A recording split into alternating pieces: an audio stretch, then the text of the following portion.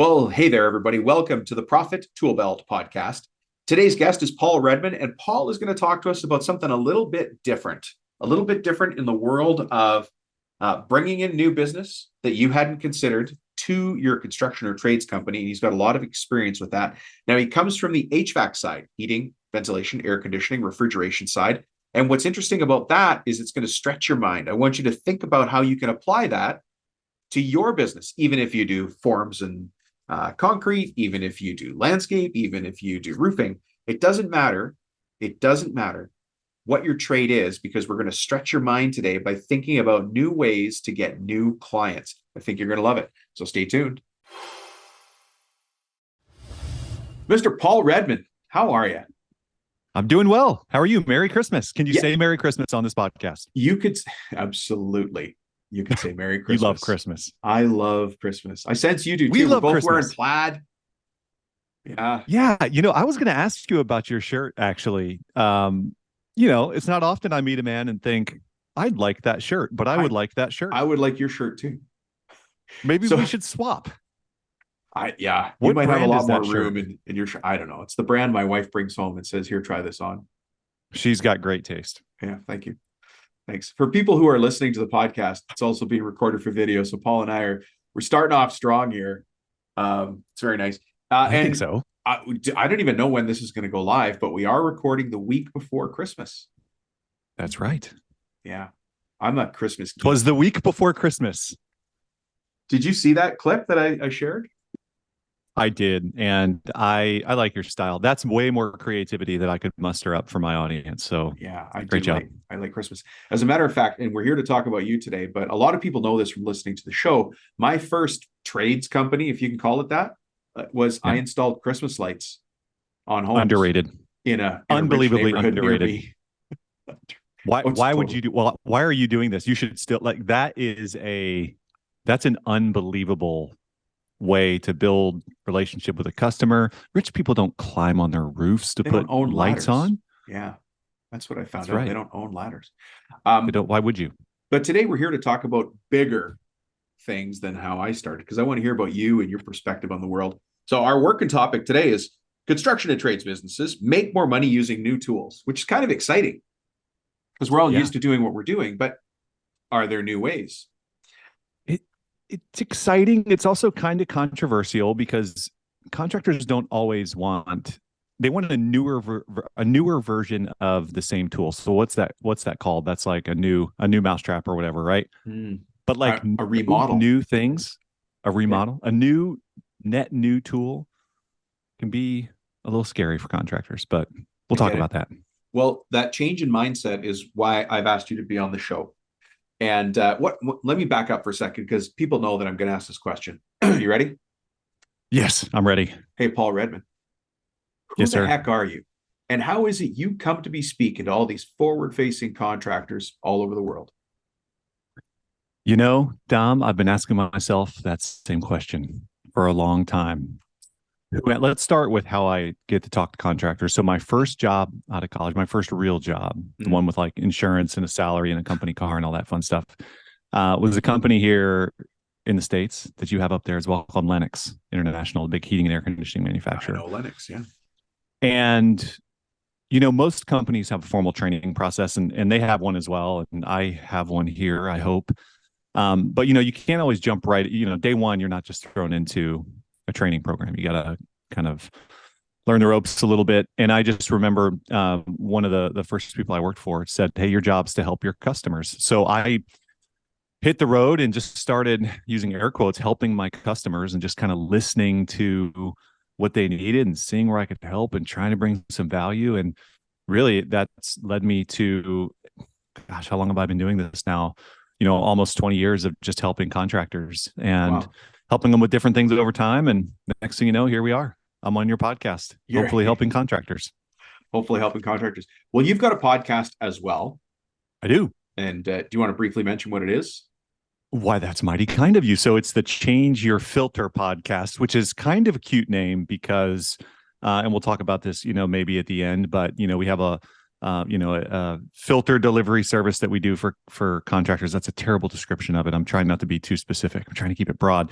But I'm in the filter business to some degree, but it's also a kind of a play on the concept of, thinking about things differently and examining the blocks you have and the filters, if you will, that Thinking about cause you to things see the world in differently. a certain way. Yeah. Now, so for people, let me just stop for a second because I want to point something out for people who are going, am I going to listen to this episode? I think you are. And here's the reason.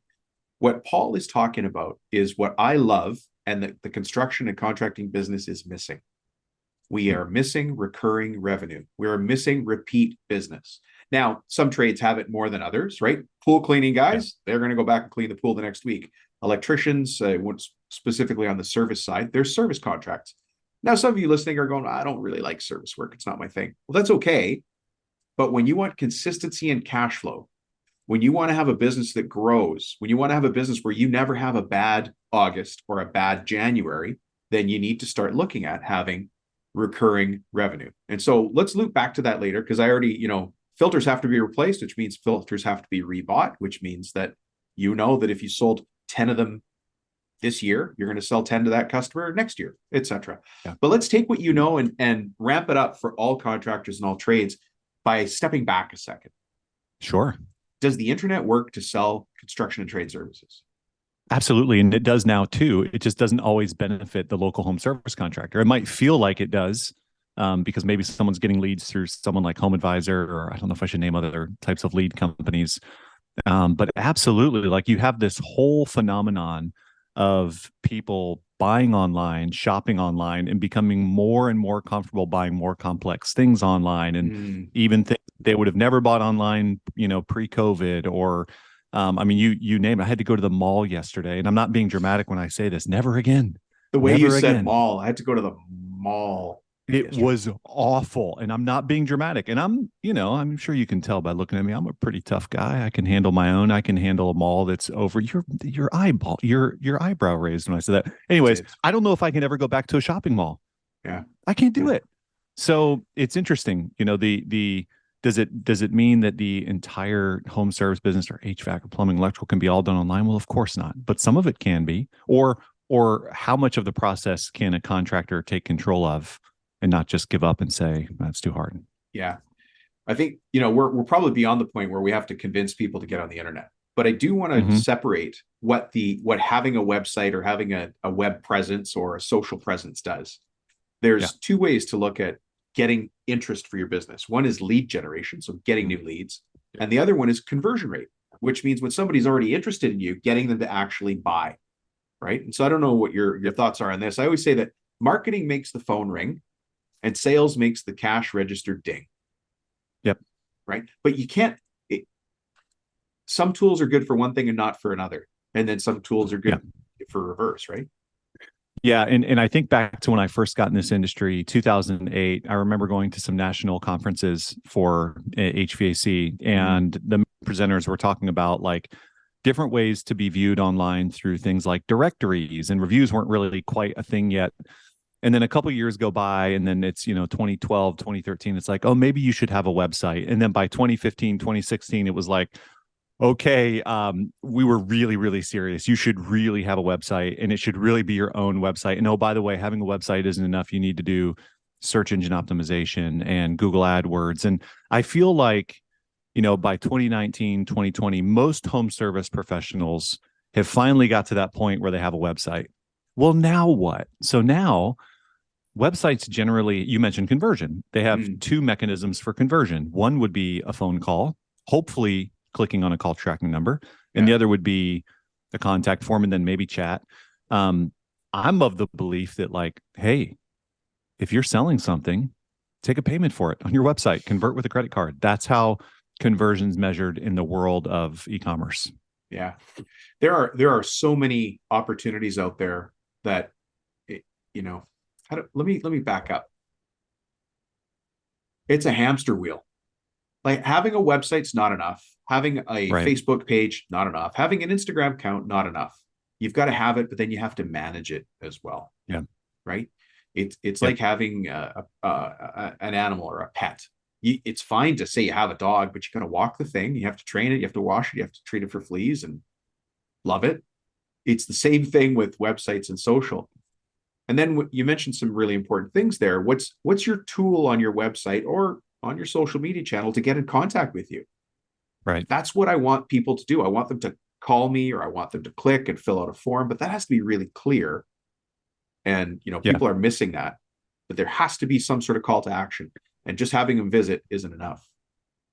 It's not enough. And you have to think about things from your own, from a perspective of a consumer. And everyone listening to this is a consumer of something, right?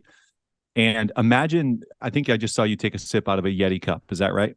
I have a Yeti here, but this is, yeah. Okay. Well, imagine that you wanted that Yeti cup and you were Yeah. interested in that Yeti cup. Yeah. And you went to the website and there was great information about the Yeti cup and reviews and pictures of people holding Yeti cups so happy. And all you could do was fill out a contact form. And hopefully someone from Yeti would call you back on Monday between 8 and 5 Eastern or Pacific or whatever. And that's the experience that most home service professionals create for their customers. And there's things like after hours service and call centers and chat and all these sort of things that try to bridge the gap. But when a customer is interested in something, they want something, you have to give them. Now, again, I'm not saying you sell an air conditioner to them on your website at 10 o'clock, but let them get a quote, take that quote, send it to a salesperson who can follow up with the homeowner, make sure they're okay, see what they really need, and then schedule a meeting for Monday morning to come out and quote the job. But that's e-commerce. Paul, it's too hard. I sell decks and pergolas, and I make custom fences, and I do kitchen renos. How are you going to price a kitchen reno through some online tool? I'm saying that on purpose. Yeah, absolutely. I think what you do is, I live and breathe, mainly HVAC, plumbing, and electrical, and then kind of get into their home services. But when I sit down with HVAC contractors, they might have 300 combinations and permutations of things that they sell with this tonnage and this size and this thermostat and this air cleaner, right? We don't recommend taking like an entire price book or taking an entire, like if you're a deck guy, every type of deck you could possibly install. But you could probably do 3 different sizes and 3 different ranges and let someone land somewhere in the middle. So for instance, I'll use decks. If I could just, if they could ask me I have no idea how much a deck costs, by the way. And actually, this is great. I'm sitting there's one right outside here. This is a funny story. So the deck has a hole in, one of the boards has a hole. And my wife, who's really handy, went and bought some boards, and she even got some nice little saw out there for me to do this job. And while I'm looking at this, I'm like, you know what? I think that synthetic deck material would be amazing. It's pretty nice. Now, here's the side note. Like, I'm kind of making fun of my wife because she wants me to buy an old house. It's like she would love to have an old house to renovate and be all antique. And I'm like, if you like old houses, why can't we just have a deck that's jacked up? Like, why does that have to be a big deal? Like, if you want an old house, you need an old deck. I'm trying to get out of fixing the deck. I see. I have to fix the deck. Okay. Yeah. So, if I could enter in the approximate size, if I could enter in the types of, like, maybe I want synthetic, maybe I want real, and just if it came back and said it's $89 a month for 48 months, that might not answer my question fully, but it at least going to give me a question. Okay, it sounds like it's going to be about $5,000. I'm going to call them out here. But what I didn't do was go back and land on Home Advisor. I'm on Dom's Deck Service. Dom's Decks, yeah. That's right. You know what? And I appreciate that, but this is probably new to some people here, where we're talking about having an option on a website.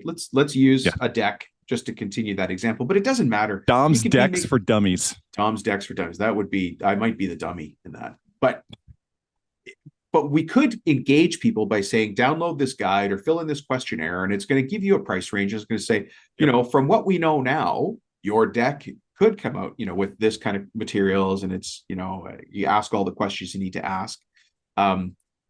Your deck should come in somewhere in the $10,000 plus range. If you're interested, click here and we'll contact you Monday. Yeah.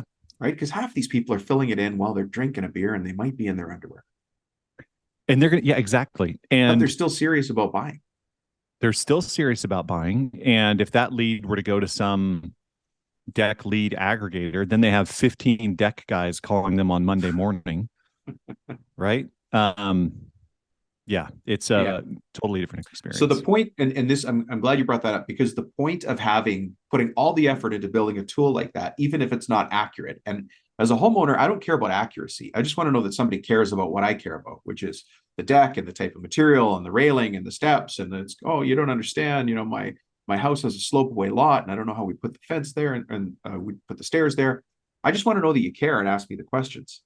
But what you as the owner of the business I want their name, I want their phone number, I want their email address, and I want the relationship to be started. Yeah.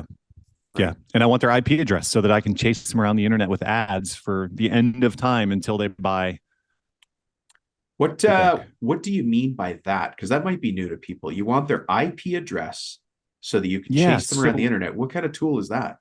have you ever looked online for something and then all of a sudden you start seeing ads for it everywhere? Yeah, you would not believe how much hunting equipment gets served to me in ads. Right? So So that's retargeting, right? it's called retargeting, right? And you can retarget when you have someone's IP address. So you know who's searching, you know when they're searching, you know where they're searching from, and then next time they go online, you can chase them around the internet with an ad. Yeah. Which is And we've all seen it. As soon as you search for something on Facebook or on Instagram or something like that, suddenly you start to get ads that follow along that same theme. For me, it's hunting equipment. Oh, now you yeah. want, I don't need that much storm gear, but so much storm gear gets promoted to me. You There's you might need one more. there's a Just one more. daily email about clothing from Kuyu. I mean, You know, how many lines of you know clothing the do they have? formula. There's a formula you can use to determine how much hunting gear you actually need. Okay, I cannot wait to hear it, and I think I know the answer. What It's is it's N plus one, where N equals the amount of hunting gear you have today.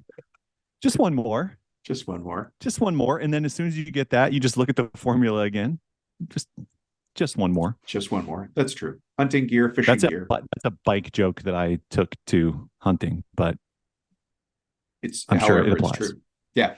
The It point here applies. is that we can use our websites as intelligent tools to help us build relationships with people so that they are warmed up by the time we're ready to sell them.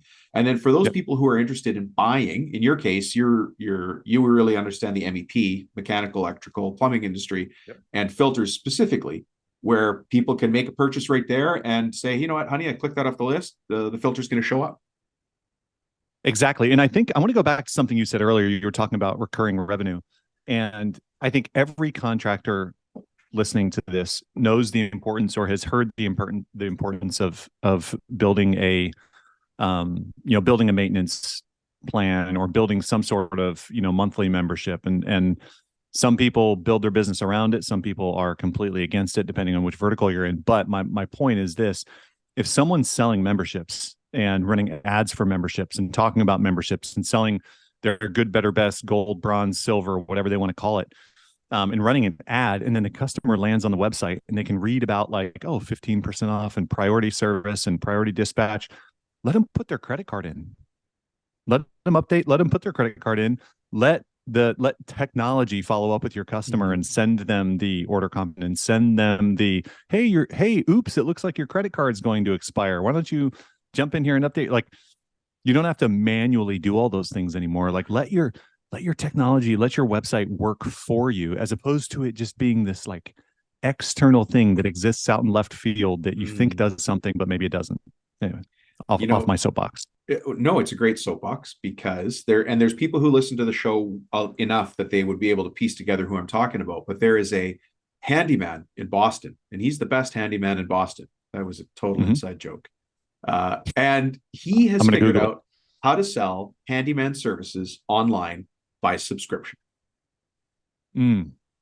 So he's in Boston. You can hire him as a handyman, but you have to sign up for his subscription, which is a brilliant idea, because if you need somebody to fix your door handle or fix your gate, there's a good chance you're going to need somebody to fix your drywall later. So why not contract with him to be, a monthly contractor, just come out and fix things on a monthly basis. And that's how people buy his services. And we've worked together, and he's doing very, very, very well at that.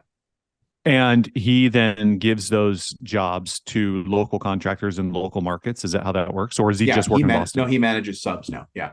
He actually sent me a video of selling his Sprinter van. He sold it, and I just watched pulling away out of his driveway. He's now truly a business person who sits at his desk Yep. and manages the company, manages the people, manages the process, but he's off the tools.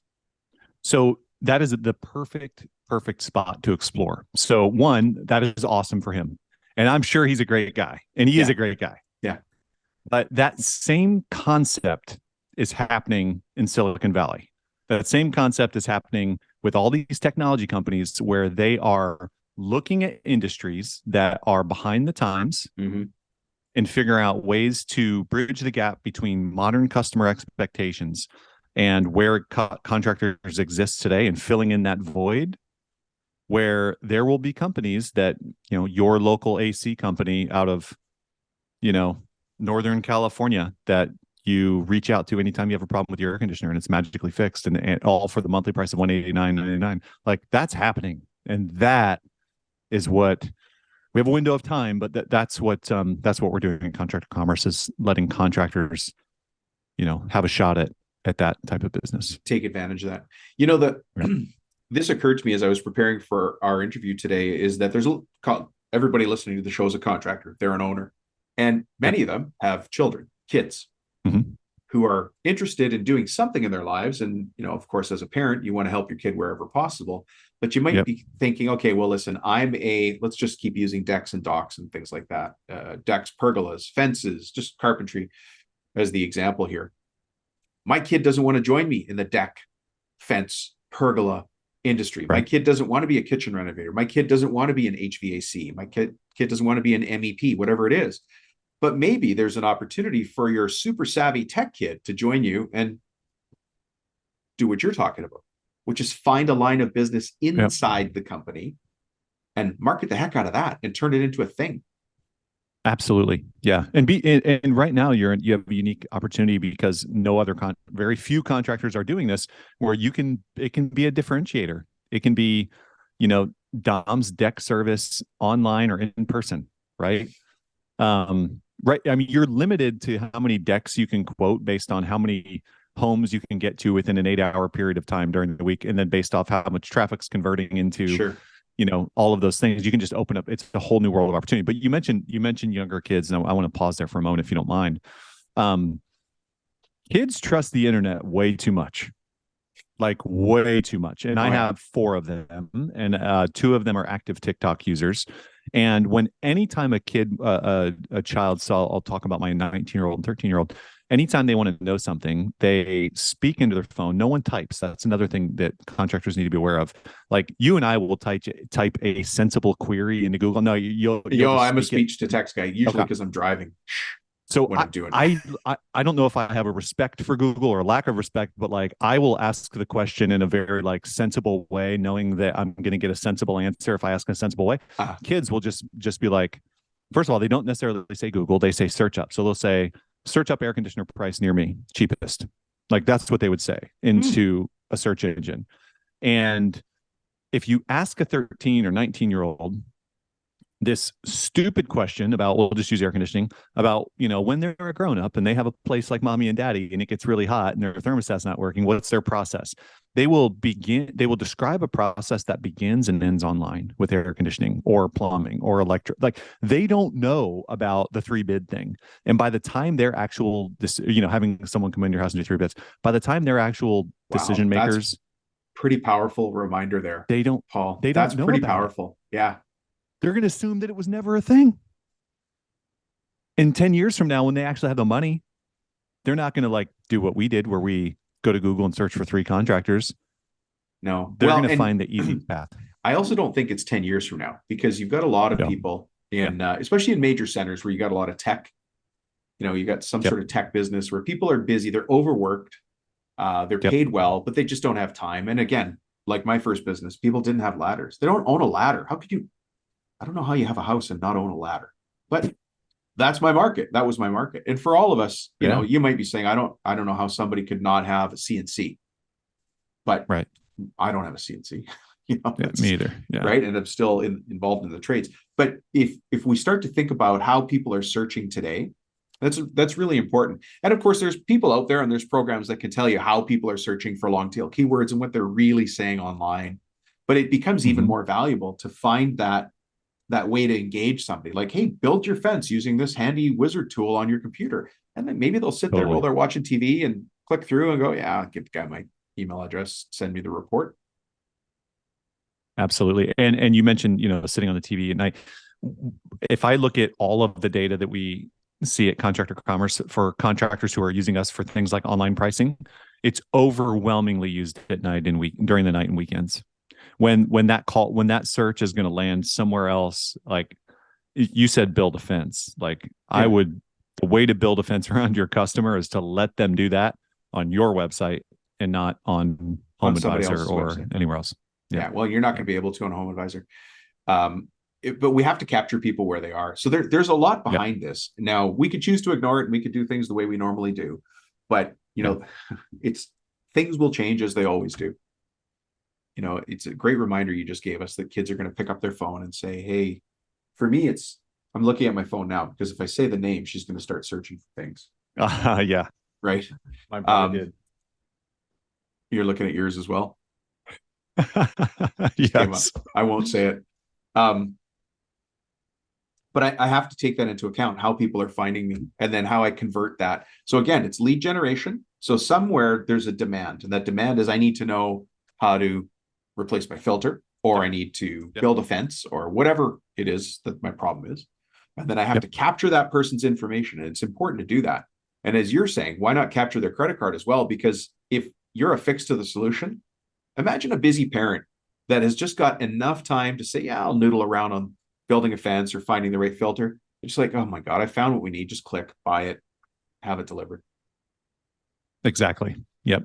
Exactly. And a monthly price, multiple payment options, all those sort of things. Or at least there's a concept that I like to discuss that's kind of like merchandising and orientation. Like in home services, it's hard to know, like, how much does a deck cost, a fence cost? Is it 5,000? Is it 50,000? I have no idea. So can you let the customer get oriented in merchandise? So, there's 3 different, hey honey, I know it's Sunday and I can't get a hold of the deck company, but I went to their website. There's 3 different types of fences. Yeah.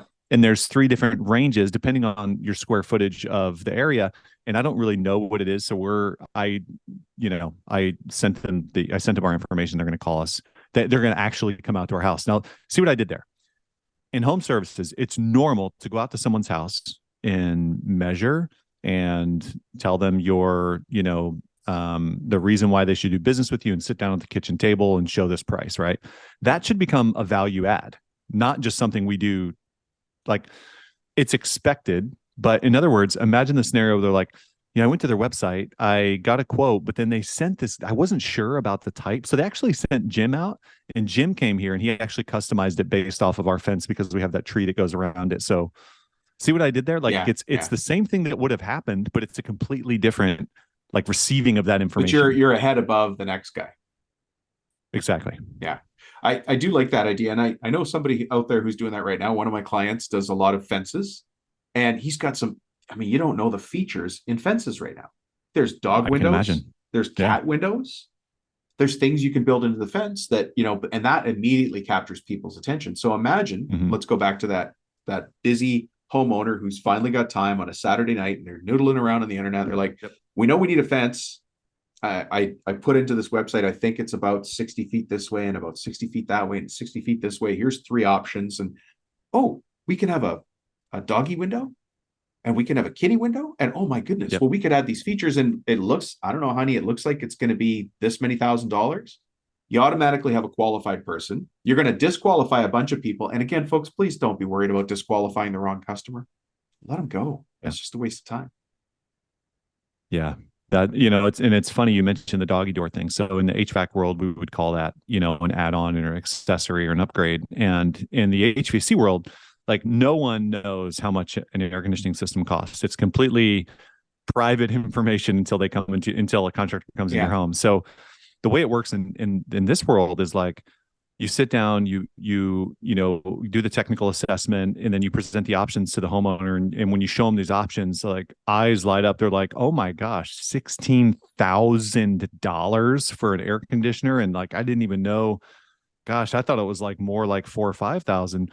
And then you show them the $16,000 option. Then you show them it's another $1,200 for HEPA air filtration, or you show them it's another $1,200 for whatever. Yeah. And so accessories are just almost out of the question. So like the reason that's so interesting to me is I'm in the indoor air quality business. We have a pretty successful filter business.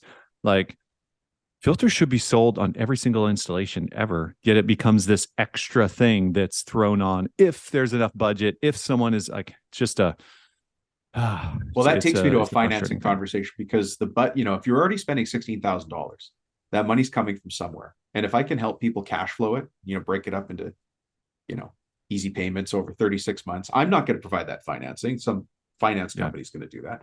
But add in the filter, add in the water softener, and then I would say, let's put you on the water softening salts. Let's put you on an automatic delivery for softening salts. Yeah. Yep. Let's have a new filter show up every 2 months for the rest of the time you own this system. Yeah. Perfect. It's supposed to be changed every 2 months? It depends. It's so funny. Like, I'm killing my family. It's such an everyone. It's such an out of sight, out of mind thing to forget to change your air filter, but it's so important. So important. Air and filter so hygiene is by Paul Redman. I didn't realize that. Air filter. There's this sales tactic that's used here. I don't know if it's used up there, but where when you're trying to sell a filter, you sit, or high-end filtration rather, you sit down with the homeowner and you say, Mrs. and Mrs. Jones, your house has 2 filters. No, I did not know that. Yes, it has the one in the wall over there that keeps debris out of the system. And then it has the one in your nose. Like your nose is the filter. So if you get a better one in the wall, your nose will filter less. And it just creates this like concept of like all these contaminants going into your body, which is happening. So you should change your filter. No, that's true. That's the sales tactic of FUD: fear, uncertainty, and doubt. No, it's a fantastic. Right. So the things you share that you think are little side comments, there's contractors out there listening going, I'm going to use that line. I'm going to say use that line. That's something I can do. Right. So no, that's all very helpful. Good. Let's talk for a little bit about the filtration business. How did you start that? Like, where did that start from? Just take us through a little arc of that story. And then we'll go to This is an amazing story. So the founder of Contractor Commerce is a guy named Will Hausch. Very few people have ever heard of Will Hausch by design. I met Will, probably 10 years ago at an industry conference. At the time, he had owned HVAC.com and was building that business. But long story short, so he was a 3rd generation contractor. This is on our website. Not all the details. The details are only here. Right here. This is also very private. So hopefully he won't listen to this. He was a 3rd generation contractor. So it's okay. So Grant, how many listeners a month? Thousands. Okay. Yeah. I meant that respectfully. Like, no, I know. Yeah. So Will was a 3rd generation contractor, and he came into the business, I want to say in 2004 or 5. And it was his dad's business, his grandpa's business, Monroe Mechanical, and just north of Cincinnati, Ohio. And I'll spare all the details, but he went out to the warehouse one day. This is right around the time of the recession. And he went out to the warehouse and saw some parts sitting on the shelf and decided he wanted to sell those parts to someone to get rid of them. So he whipped up a quick little website, humidifiers.com it might have been, or filterpad.com or whatever, just and put it out there, and someone bought it. Someone bought a filter or a humidifier pad, and he didn't even have a way to charge this customer. So he just walked down to the post office, put the part in a box, and shipped it to his customer.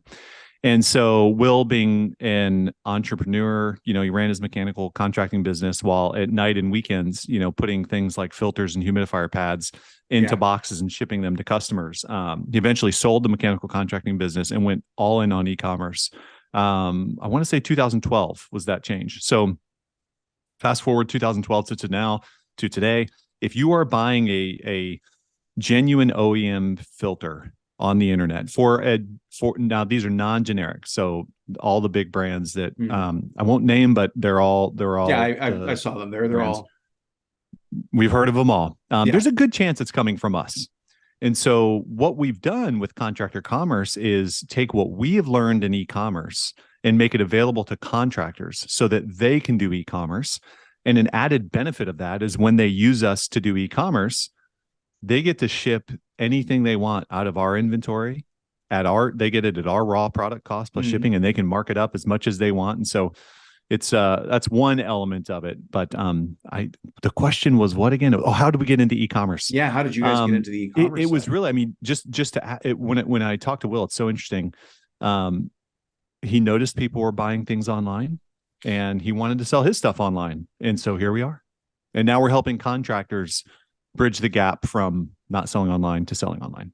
Yeah. Is it and obviously it's a lot of HVAC contractors, mechanical. I keep saying MEP, but it's HVAC contractors, right?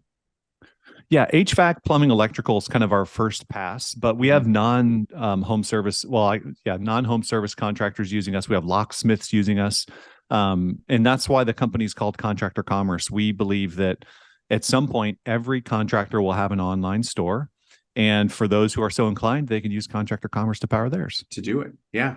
So obviously you've got success stories, and I don't want you to give away the names, but how significant is your best success story? Are we talking about replaced their wife's income so she could stay home, or able to hire a net new person who runs this division on their own? Like, where are we at? Yeah, so I'll use the latter example there. I was just talking to, and this has been shared on my podcast, but there's a gentleman named Reed Borton out in Denver, Colorado. That Hmm. young guy sees the future the way we see it. Came to us about a year or so ago because he wanted to figure out how to, in a market like Denver that's already very tech forward, how to capture the part of the market that doesn't want to roll a truck to their house. Right. And so he stood up an inside sales department. He started offering pricing on his website. The inside salesperson has a higher average ticket of I think $2,000 or $3,000, and is closing at a higher rate and running more jobs virtually, just by engaging with people when they come to the website, reviewing their quote with them, scheduling a Zoom meeting if he needs to, or running out, having an install crew or someone go out and measure the job just to verify the details. But doing really, really well with e-commerce, and then all the way up to again, keeping names kind of out of it, very, very large companies in Canada who sell and lease hundreds and hundreds of water heaters just through this process every single month. You see So this the smile it's on my face? I do, yeah. I can guess the company because I actually do specialty sales training for HVAC companies as well. Oh, that's Which great. people Yep, listening to this are like, what does Rubino not do? But I, I do stuff. There's other stuff. you do stuff. You do I lots of stuff, yeah, like I wear do. great shirts and ask great Yeah, questions. well, thank you. Yeah, yeah. I actually have my background. I got into business through the sales side. Hmm. After I was in trades, I went and got trained in sales. Like you got trained at Lennox, I got trained at Yep. Sprint. Oh, Blue nice. suit, white shirt, red tie, Yep. like just Yep. trained. Big companies do not spare an expense when it comes to training their people. Right. They train a lot. You're drilled and drilled and drilled. So And you yeah, can that's always get better, and you can always get a lift out of your own improvement. So that's something too. Like if you're looking, I don't know when this is going to air, but if you're looking at 2023 and try as a contractor and trying to figure out like what levers to pull, there's a lot of levers within your own business today. One being the traffic you're already getting, and two being your people. What if your people got a little bit better over time? Like that has compounding that's the impacts. entire premise of my show. Oh, there we go. Yeah. Yeah. I have to tell you, let me take this to another level as well, because people listening here, some aren't going to like the technical side, and not everybody's got somebody in their family who wants to be, more involved in the internet. I had a hardscape contractor, right? So they're the kind of contractor Mhm. that excavates and does site prep and retaining walls and paving stones and stuff like that. And he Yep. wanted to make room in his business for his son, but he didn't want to step away yet. He's like, I'm not ready to step away. So, Dom, Yep. here's the problem, bud. You think you're wicked? I want to stay in the company. My son needs to find his own opportunity in this company. Help us out. And so I don't have all the answers, but we started to ask a ton of questions. And what we finally came up with was what seemed like a really reasonable solution.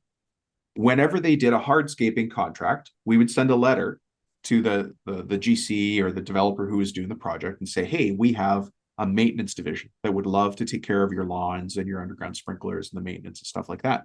Yep. And we got a ton of the answer, no, no, go away. We're not the decision maker, all that, no, no, no. And then we finally got a yes.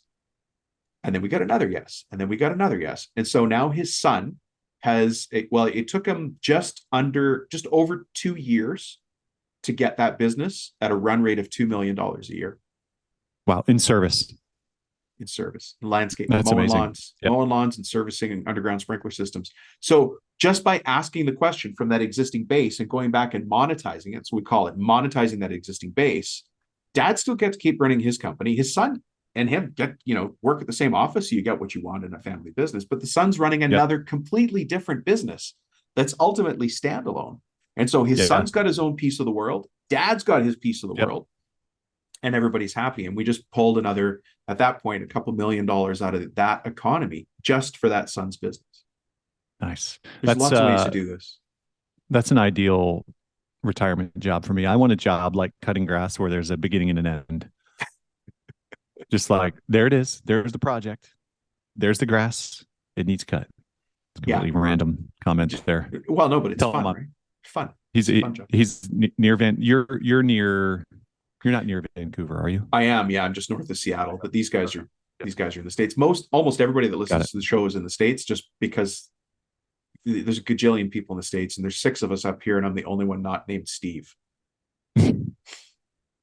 No shame. Hey, we have quite the listenership on Change Your Filter in Canada, and I don't know why, but shout out to any of my Canadian listeners who may be tuned into this. Hopefully they'll tune into you too. There are more Canadians around than people think, and we're actually very business aggressive. We're out there doing stuff. And people don't know it at all. Yeah. Paul, if somebody wants to find you in this big wide world, how the heck would they go about doing that? I would start with contractorcommerce.com and go there. You'll be able to get in touch with me. LinkedIn, Paul Redman, Facebook, Paul Redman. Google search Paul Redman, Tall Paul, Change Your Filter. You'll land somewhere. But the best bet is probably through contractorcommerce.com, where you can learn about what we do and get in touch with us. What's Tall Paul? Tall Paul, we've not had this talk, have we? Maybe. So I'm 6'8", which is pretty tall. That's pretty tall. It's pretty tall, awkwardly tall. Here in the U.S., standard residential code door frames are 6'8". So if I'm stretched out, I will hit my head ever so slightly on a door. But I was 6'7" in 7th grade. So I've only grown an inch. Still kind of growing into my body, still since 7th grade. So I got that nickname and it stuck. It kind of phased out toward the end of high school. And then, first day on the college campus, your name's Paul, Tall Paul. And then first day in the corporate world, like it would fade out over time. Yeah, and then comes back in the corporate world. But I don't mind it now because, there's a lot of people doing this kind of stuff, and it's nice to, it's nice to have a name that's easy to recognize. Stick. Yeah. But I often wonder, excuse me, if my name were Scott or Ryan or Dominic, like, would I be Tall Dominic? I don't know. Or would no one draw the connection? I mean, what are the odds that my parents named me a name that would rhyme with my most distinguishable characteristic? I know. I'm trying now to think of something clever to say, but I'm totally at a loss. But you don't have to. People can find you under Tall Paul or Paul Redman, which is easy. We don't even have to spell that. People, if they can't figure it out, they probably shouldn't contact you anyway. Exactly. Yep. Contractorcommerce.com, Paul Redman, look it up. You will get a hold of me, and I would love to chat about anything. So please reach out. Yeah. And just one more time, what's your podcast called? So it's Change Your Filter, the Change Your Filter podcast with Tall Paul. Thank you for letting me plug that. Perfect. Well, hopefully I get to be a guest on your show one day. Wink, wink, nudge. You will be. Put you in a corner. Okay. Thank you. Yeah, absolutely. All right. Hey, Paul, thank you for taking the time. I appreciate it. We'll talk to you again soon. My pleasure. Take care. Bye. Well. Mr. Paul Redman, thank you very much for being a guest on the show. I very much appreciated that. We had a wide-ranging conversation with a lot of value for people to take away. And I hope we got in your head. I hope we started you thinking down a different line. Of course, you can go check out Paul at any of his, you can find him under Tall Paul, apparently. What a great nickname. But also, you can find him through Contractor Commerce, which is his podcast and website. You might not think that your company has the opportunity to be an online solution. You might think that because we build things, we build decks or stairways or fences or pools or roofs, how could somebody come to our website and get a price?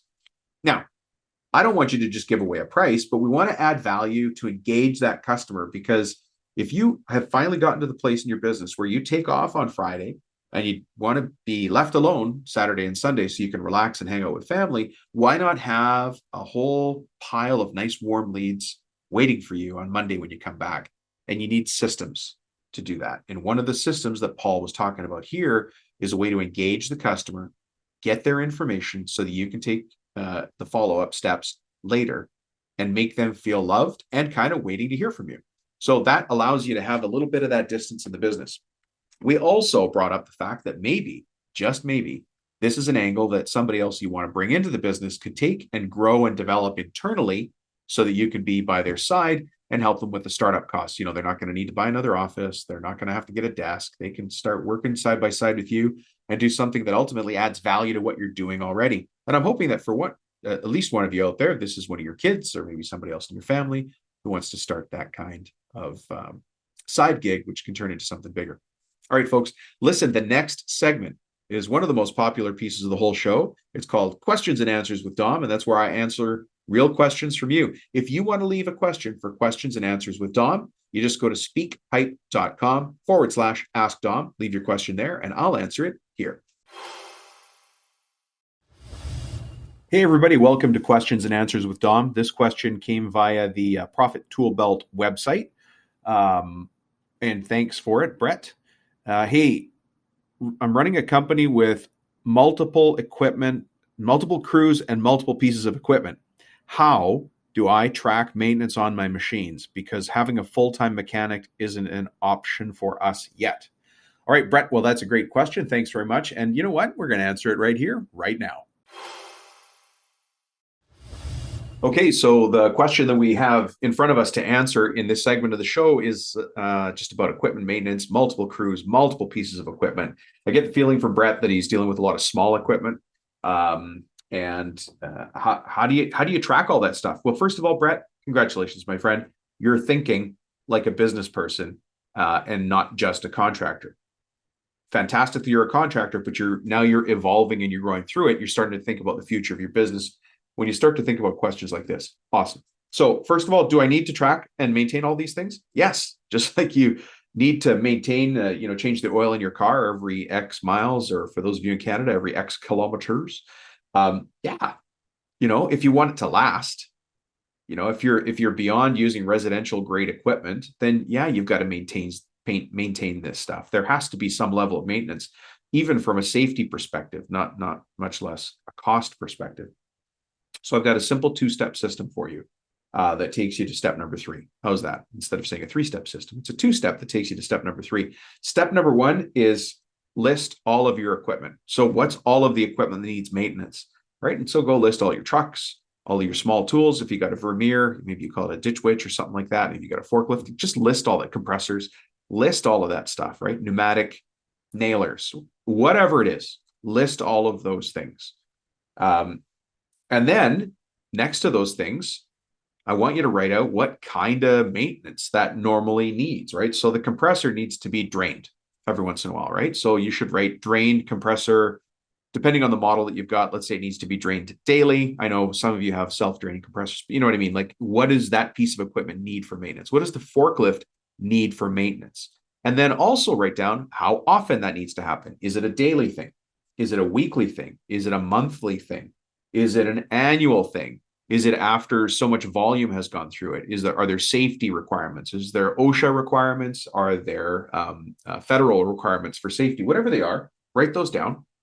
There's no secret. We all know when things need to be maintained or sharpened or tuned or whatever it is, right? The most basic system, and this basic system relies on you being the core of it, and that's not a simple system, but it's how we start, is just put those dates in your calendar. And when I say calendar, I mean your online calendar, like your Google Calendar or your Outlook calendar. Put a reminder to yourself, right? Every Monday, I change the oil on the X.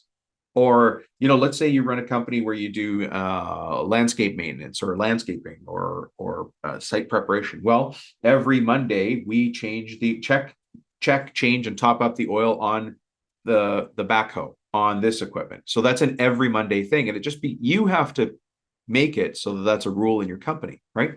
With a forklift, you actually do need a daily checklist that somebody has to check off and do a safety check of the forklift before the shift starts or at the end of so many hours, probably shift change.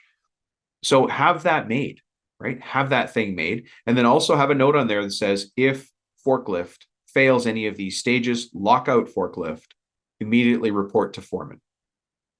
There you go. Nice and simple system. But yeah, you absolutely need to do this, right? You can figure out how often something needs maintenance. If you've got a piece of equipment that is used every day or used variably, you could still make a great estimation of how often it needs to be maintained. You just have to get into the habit of doing it. It's a simple system. The most simple and basic and old-fashioned system is to just go ahead and make a checklist, put it on a clipboard, and have it attached to the machine or where somebody has to get the machine and make sure they do it. Now, if you've got crews, Brett, you talked about having multiple crews and multiple equipment roaming around. Maybe the crews take the truck home, and so they're not coming to the shop first. But you still have to have a way to remind those guys to check this piece of equipment, check that piece of equipment, because we need to know. It's a waste of your time. It's a waste of the customer's time if we're not prepared and ready to go without tools properly sharpened, tools properly lubricated. And then from a safety perspective, we have to be able to prove in the event that something goes wrong that we've been maintaining our tools and equipment properly. So it is up to us in many, many ways to do that.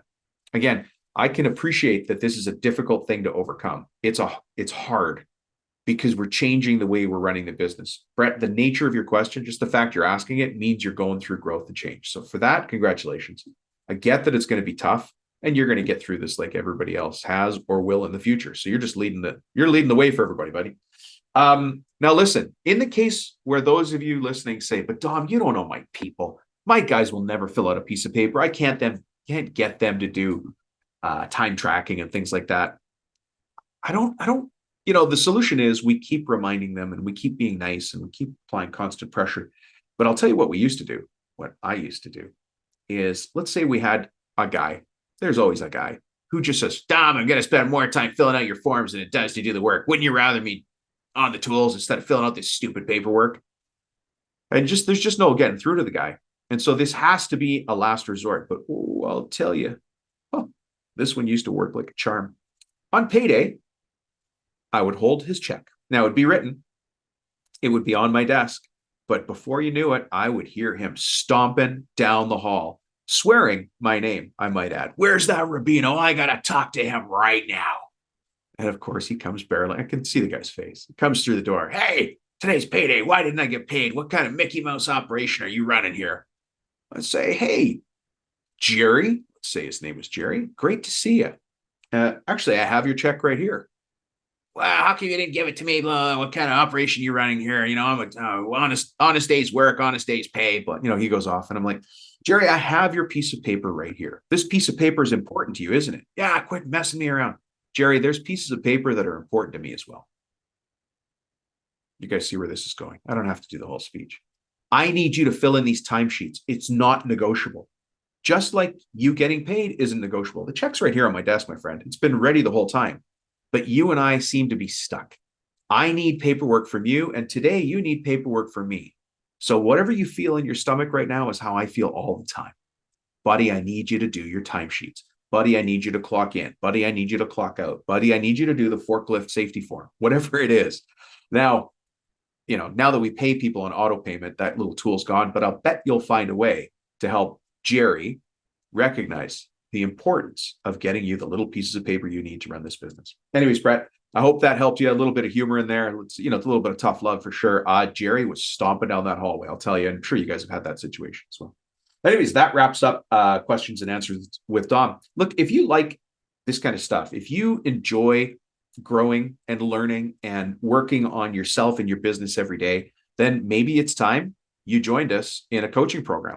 The website to go to is 10xblt.com. It stands for 10 times built. We're going to build your construction company. We actually have a guarantee in place there as well. We're so confident in what we do. You guys know that I've been a business coach for a long time. I'm sure you can see the value from coaching, but the guarantee in coaching is if you don't 5 times your return on investment in 5 months, then we coach you for free until it comes to pass. We're serious about what we do. And I can't wait to work with you. If you're interested, go to 10xblt.com and find a way to apply. We'll talk to you then. Thanks for checking in, folks. Have a great day.